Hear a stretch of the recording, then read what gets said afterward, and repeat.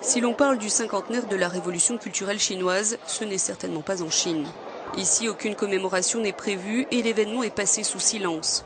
Car les 10 ans de révolution culturelle de Mao Tse-tung restent un épisode douloureux de l'histoire du pays.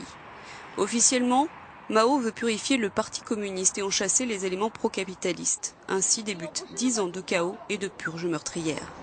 La ligne officielle du parti sur le sujet a été tranchée dans les années 80, après le procès de la bande des 4. Des erreurs ont été commises et la révolution a été une tragédie. Fin des débats. Ni la légitimité de Mao ni celle du parti ne sont et ne doivent être remises en cause. Dès le début de la révolution culturelle, le petit livre rouge, recueil de citations de Mao, devient la Bible des jeunes. Un instrument de propagande, prétexte à tous les abus. Ces dizaines de millions de jeunes se lancent dans une chasse aux sorcières, massacrent tous ceux qui ne sont pas dignes de l'idéologie, y compris leurs parents ou leurs professeurs. 2 générations d'intellectuels sont sacrifiées. 36 millions de personnes auraient ainsi été persécutées, entre 750 000 et 4 millions jusqu'à la mort. Ces jeunes fanatiques avaient entre 14 et 30 ans. Ils deviendront les gardes rouges à la solde du régime. Zhao Shulin était l'un d'entre eux.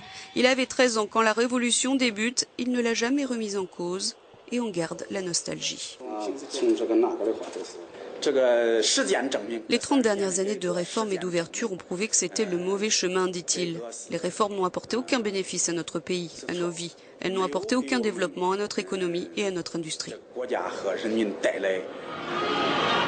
Pour ces admirateurs de Mao, l'idéologie de la révolution culturelle prolétarienne, ce qu'elle n'a au fond jamais été, était juste.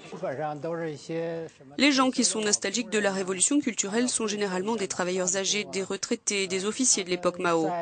En fait, c'est un peu idiot. Il y a un proverbe chinois qui dit « Vous faites encore confiance à celui qui vous a trompé ». Cette situation perdure parce que la société actuelle est très instable. La distribution inégale des richesses rend les gens malheureux et les conduit à regretter Mao Tse-tung. Dans le sud du pays, dans la ville de Chengdu, ce musée est le seul consacré à cette décennie sanglante. C'est le seul qui affronte le tabou. Les jeunes qui viennent là, relativement ignorants de cette période, ont du mal à imaginer que l'histoire puisse se répéter. Ce type de dérive ne se reproduira pas. Je crois que notre parti, notre pays et nos leaders ne reprendront jamais une aussi mauvaise direction. Conclusion pour le parti, il vaut mieux une amnésie collective que remuer ce passé trouble. D'ailleurs, l'actuel président, Xi Jinping, qui a pourtant lui-même été victime des purges, n'a de cesse de réhabiliter Mao dans sa manière de diriger le parti.